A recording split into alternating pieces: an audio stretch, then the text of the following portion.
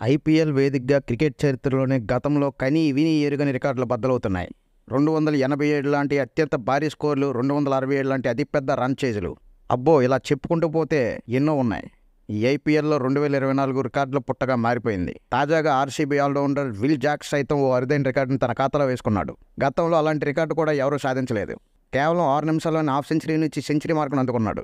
తొలి half century చేసేందుకు భాగంగా టైం తీసుకున్న జాక్స్ తర్వాత 50 పరుగులు కొట్టడానికి కేవలం 10 బంతులు 6 నిమిషాల్లో తీసుకున్నాడు. 6 నిమిషాల 42 సెకండ్ల సమయంలో హాఫ్ సెంచరీ పూర్తి చేసిన జాక్స్ 6 నిమిషాల 48 సెకండ్లకు సెంచరీ కంప్లీట్ చేశాడు. ఇది క్రికెట్ చరిత్రలోనే ఫాస్టెస్ట్ హాఫ్ సెంచరీగా నిలుస్తుంది. టైం పరంగా, బాల్స్ పరంగా విల్ జాక్స్ చేసిన ఈ సెకండ్ హాఫ్ సెంచరీ రన్స్తో చరిత్ర తిరగరాశాడు. గుజరాత్ నిర్దేశించిన 201 పరుగుల టార్గెట్ను చేసేందుకు బరిలోకి దిగిన ఆర్సీబీకి అద్భుత విజయాన్ని అందిస్తూ కేవలం 41 బంతుల్లోనే 5 ఫోర్లు 10 సిక్స్లతో విధ్వంసం సృష్టించాడు. సరిగ్గా 100 రన్స్తో నాటౌట్గా నిలిచాడు.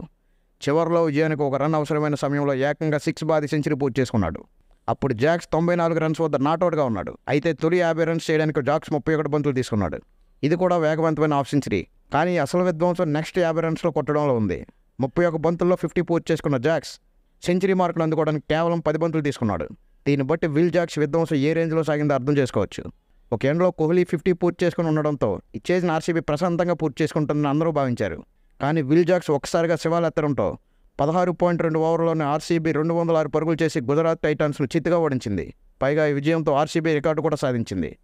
200+ రన్స్ చేసిన అతి తక్కువ ఓవర్లో పూర్తి చేసిన టీంగా నిలిచింది. మరి ఈ మ్యాచ్లో విల్ జాక్స్ సృష్టించిన విధ్వంసంతో పాటు 50 నుంచి 100కి చేరుకోవడం కేవలం 10 బంతులు 6 నిమిషాలు తీసుకోవడంపై మీ అభిప్రాయాలు కామెంట్ లోపల తెలియజేయండి.